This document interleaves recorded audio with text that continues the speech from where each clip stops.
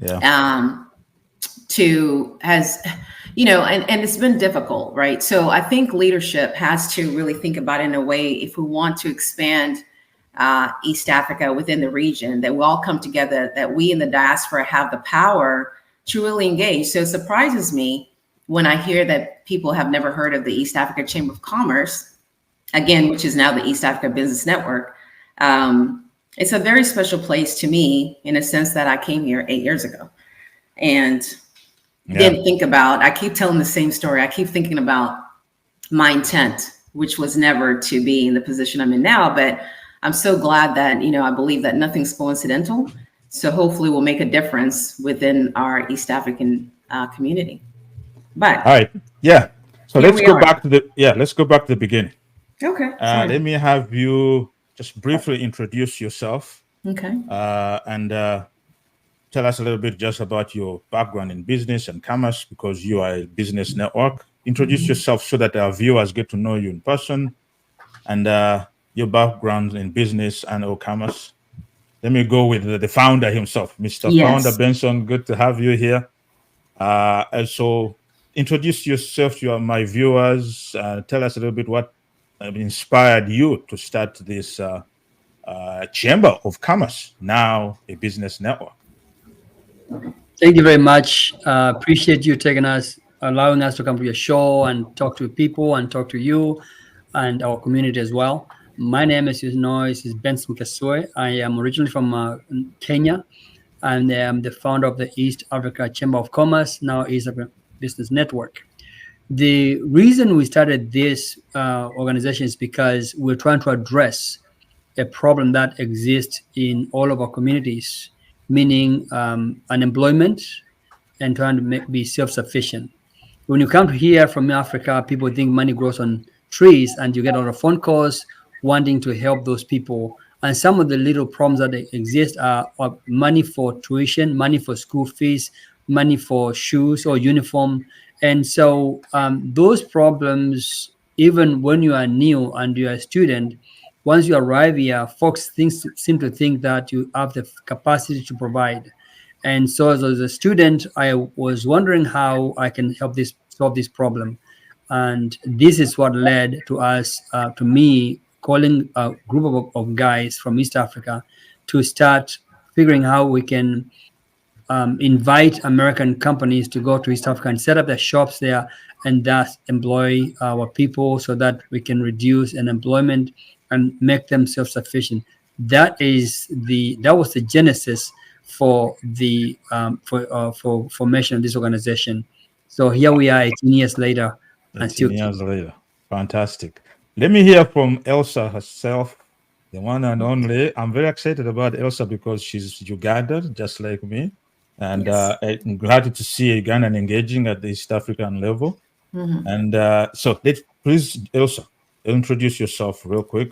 Yes, a little bit about yourself. Absolutely. My name is Elsa Juka McDowell, and I am the chairwoman for the East Africa Business Network, formerly the East Africa Chamber of Commerce, as I've said before. And I'm so happy to hear from you. I was very happy to hear from you because, as I said before, the Ugandan community, a lot of people don't know that we exist, that we're here. But as you said, I am from Uganda, very proud to be part of this organization. And I joined because I felt like this was a way to grow my business. I have several businesses, but of course, by trade, I'm a realtor. I sell real estate here in the United States as well as abroad. But this was the right platform for me. And I feel that it's the right platform for most, but that's about it. All right, great. Now, because of the interest of time, we had some technical challenges, so we're going to move very quick. I want to know about any recent activities this network, chamber, has been engaged with, any recent activities and any upcoming activities in the short term. Okay. Well, the upcoming activity that's really important is the conference. So that's our signature event that's happening October 11th through the 14th here in Dallas. We're going to have several sectors that are going to participate. So we invite everyone to come out. Obviously, I mean, our job really is to promote trade and investment between the United States and the East African region. And we do this by showcasing different investment forums. And I think the most important thing is that people have to have a place where they can go to engage with people who can really help them. So some of the sectors, for example, our event starts on Wednesday. So some of the sectors are going to be in healthcare, emerging technology, education, food security, manufacturing, real estate, sports, finance. There'll be workshops on AGOA, which is, for those who don't know what AGOA is, the African Growth Opportunity Act. So I feel that, you know, it's a place where people can come to network, as well as expand their businesses, get the right contacts, do a really good job on facilitating these relationships. And we've been doing it for the last 18 years. I've been with this organization for 8. Of course, the founder, you know, as I told you in the very beginning, what the mission was. So I encourage everyone to just really think about, you know, the collaboration and partnerships. Oftentimes we get in our little groups, and I don't want to minimize, because obviously there are many organizations that are doing wonderful things. But I think what really stands out from this organization is that we really seek to collaborate. And this is why I'm really excited that we're having this conversation now. But I'll hand it over to my founder, Benson Kasue, if you'd like to say something more about any other events that we've done. This is the most important one, but we also do events during the year throughout. So thank you very much, Elsa. That's in order. Just last week, we had an event in Dallas. This was a policymaking event in collaboration with East African Secretariat from Arusha, and they also came with the International Office of Migrant, IOM, to come and sit down and discuss diaspora policy, what they can do to ensure that the opportunities for trade are not curtailed in East Africa region. Diaspora wants to invest back home, but want to make sure those processes are good, particularly in taxation and just the whole process of going to invest back home, what that looks like. So that event was just last week. And when we talk about diaspora, we include the African diaspora, the African American diaspora, who are the first people who were sent here. They came here without a choice. And we include them in our conversation because most of them, some of them actually want to expatriate their wealth back home. Now, what an investment portfolio that would look like, because if you're getting money here every month, in Social Security, you want to return back home, and we're getting $2,000 a month, that's good money to live in Uganda, in Kampala, right? You can have a house is paid for, and that's $2,000 is about what quite a bit of money in Kampala. So we're talking millions of shillings, and and that is enough to actually live well in Uganda or in Nairobi or in Rwanda or in Tanzania, South Sudan or DRC or in Burundi. So that's our community. So that was a good conversation. But every month we have a discussion around trade and investment, and Elsa has been leading that effort for the whole year, and will continue to do so. Now, how does one become engaged with the chamber membership? How does that work? Do you have, what are the requirements, real quick, briefly, so that anybody who's curious? So there are not any, special requirements. I mean, if you have a business or wanting to expand a business, you can just go to EABN.co. You can become a single member. It's really inexpensive, or you can become a corporate member. So I encourage everyone to visit that website, find out what best suits you. There's a lot of information there, but if there's questions that you need answered that are not on our website, you're welcome to just, email us at info@eabn.co. We're here to really, push the initiative of just establishing business, right? But even with that said, I just want to put a shout out to all the women out there. Please join this conference, because there is a Women Connecting Women section that's going to be extremely helpful, not only for business women, but just conversations on culture, conversations on how I can help start my business. We talk about financial wellness, and this is not just a women session, but also men can join. There's so many activities and so many there's so much value that in this one conversation, I can't say all of them, but I really feel that we're here to help our communities, and we can only do that together. All right. So Benson, when I mentioned to some people that I'm going to be hosting you guys here, somebody asked, right? And I will read the question. What are the challenges currently faced by businesses in East Africa, if you know about any, and how's the chamber addressing those? Thank you very much for that question. So I know one of those challenges is getting established in the region and running a business quickly. If you're an American company going to East Africa to get set up, to set your shop up there are some challenges, and some of them are just involved pretty much registration. The second challenge they face is taxation, because there is that double taxation. If you set up a shop in Africa, now US is taxing you here, and if you invest over $50,000 there, the interest or the proceeds or the profits are going to be taxed there. So taxation there and taxation here. We're trying to find out how we can best work to eradicate that. That's an issue that's a concern. The other challenges are logistics. The roads infrastructure is not as smooth and as clean as here in America, but Africa is it's a work in process, and we're working to ensure that is made better. What you see behind me is my village back home, but this can be anywhere in East Africa. It looks just like this in Uganda, in Tanzania, in Burundi. It looks like this. So how can we make this place much better than we found when we entered this world? It's through investment, trade and investment. But so that's what I see. All right, and if I can just add to that, I mean, the opportunity here is that we have support and training in some of these sessions that we can create, but we need for individuals to talk to us. Let us know what you need so that we can put those programs in place that to face those challenges. But to Benson's point, this is what we typically do. We have relationships with government and private sectors to be able to come together and find solutions. So just wanted to put that out there. Okay, now while you're still on that point, the other question is similarly related, sort of. My viewer asked that how can a small or medium-sized enterprise benefit from the services of the East African Chamber of Commerce? It just really goes back to what is it that you want for a small business. With all the sectors that I mentioned, it's getting connected. And I have to speak for myself. For example, I'm a small business, woman-owned.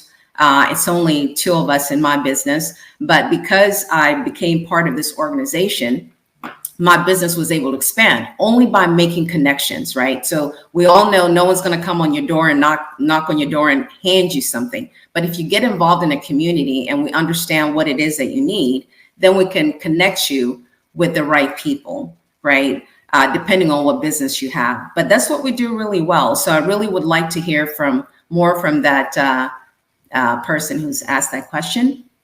You're more than welcome to even, just connect on info at EABN.co so that we can really better answer your question. Let me just add one more thing. There are 2 types of small business enterprises, some that are in East Africa and some that are here. The ones that are in East Africa want to sell their product to this market or do their consulting in this market. So they can use their agreement to read and see what's required there, and then we can help them kind of access the market and connect them with the right people. The small, medium enterprises that are here, they can benefit a lot from networking and building these relationships. I know several that are doing that already, and they come to us and ask them, how can I do this? Do you know so and so? Some resources that they don't have. We can help them, especially the members of our organization, to show them where they can access those resources. That's what we do best. Mm-hmm. Okay. Accessing capital, that's a main issue that most people have. The African Growth Opportunity Act, people want to know how to utilize that in a sense that it's underutilized, right? So those are the things that we bring out. We bring out people who are experts in this area, people who are SMEs that can be helpful. I mean, all sorts of things. But it's a matter of individuals really, honestly, just getting engaged, ask the questions, come out, and engage. So it's not, one of those, it's an actually productive conference. And sometimes I think it's been said that you only need one person to change it, to change your life, right? So that happened to me. Meeting one person, having that conversation, you just never know what you get out of it. So. Okay. Now, as we wrap this up real quick, I know that in my community, there's not that many entrepreneurs in the African diaspora here, Ugandan entrepreneurs, not that many yet. And I want to bring you guys back so we can get deeper into that conversation. What perhaps is holding us back, and what has been the experience of the chamber? What have you learned over the years, and how can you help people make that leap from being employees, 9 to 5 W2, to entrepreneurs? But because of limited time, we'll get to that conversation next time. But for now, I want to know, what do you see are exciting opportunities as far as, what are exciting opportunities that you see in the East African region that the diaspora should pay attention to? I'll take, Benson, if you can take that question, I'll just add to it. Go ahead. So there are a lot of things happening, and this comes as we just completed a discussion with the East African Secretariat. One is consulting.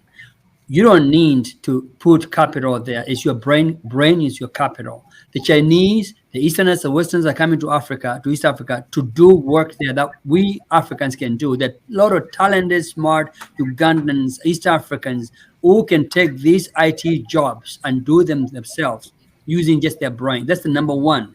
Number two, there's a lot of opportunity that where we can go and exploit, even invest, like buy equipment. We can do these roads network. They don't have to rely on the Chinese. If you want to build your own house, you better be involved in the construction of that house. We are letting other people build our own houses. And if we do so, we'll continue to be underutilized and marginalized. We will never get anywhere in as much as we're not participating in construction of our own continent, in our own country. For that, Uganda, Kenya, Tanzania, Rwanda, Burundi, South Sudan, DRC, we had to be involved in the diasporans. We had to put our funds together and have a kid where we can actually go there. Don't be scared. A lot of us are scared because we say it's corrupt. Guess what? Corruption is very overrated. Who's really determining how corrupt you are? You are born and raised in Uganda. You are still there. Your families are still surviving and thriving. If we really don't trust our own people, our own villages, how is going to trust it? We come and trust this country. We invest here without any fear because we think the system is great. But this corruption is overrated. If you want to be able to survive and make things happen, go there. Don't ask people that are there, how are things there? Go there. Go there and explore. See what's going on. Then you can come back and say with passion that, look, it's not that bad. Because what you see in the media, even here today, is not the reality of Africa. It's right. What they want you to see. The bad things sell. A kid shot in Africa, guess what? He gets all the attention in the media. Oh, it's a bad place. They have a lot of Ebola, AIDS, whatever. Guess what? You are dying here at a higher rate for shooting and cancer. They don't talk about that. So guess what? Africa is your place. It's you. You belong there. It belongs to you. It's your place. Let's go and help construct Africa. Don't be scared. Do it. But I mean, even with that said, I just want to add to what you're saying because it's really passionate. This is a passionate conversation for me because there's opportunity. And this is a non-political organization. We don't get engaged here. And I think you talked about fear, which we'll cover next time. But yes, people are fearful because, of politics. But we need to really stop and focus on ourselves, our families, our communities in order to grow. And this is what Benson is talking about. People have opportunities here in the United States just as well as they have in Uganda or Kenya or Rwanda, wherever, right? But we have to come together as a community and stop fighting each other and stop this tribalism that tribalism has not helped anyone. I love my culture. I love being a Ugandan. I love Uganda. I love my country. But at the end of the day, how does it take care of my family? As much as I love it, I have to focus on what's right for my community, my friends, my family. So I think we just need to bring our heads together, stop fighting each other all the time, come together. And realistically, I'm not saying that we all have to get along because some people are stuck in their ways. But for those who are not, take the leap. Stop being afraid of what's going to happen. Because my fear would be do I want to leave this earth of things I think I should have done? I don't want that. I want to do these things now. So I'm passionate about what we're doing here. I encourage all these organizations to come together, think about how to make things work. And as my founder said, the opportunities are there. We have to come together and stop being so fearful. Fantastic. Thank you. Thank you very much. That's all we can do today. We will get back together again and go deeper into these topics, but I appreciate you for taking the time. Sorry about the technical hiccup that killed some of our time. And I'll get this out to the community and talk to you next time. Thank you so much. Thank you for coming on to the show. Thank you so much. We appreciate you. Thank you. God bless. God bless.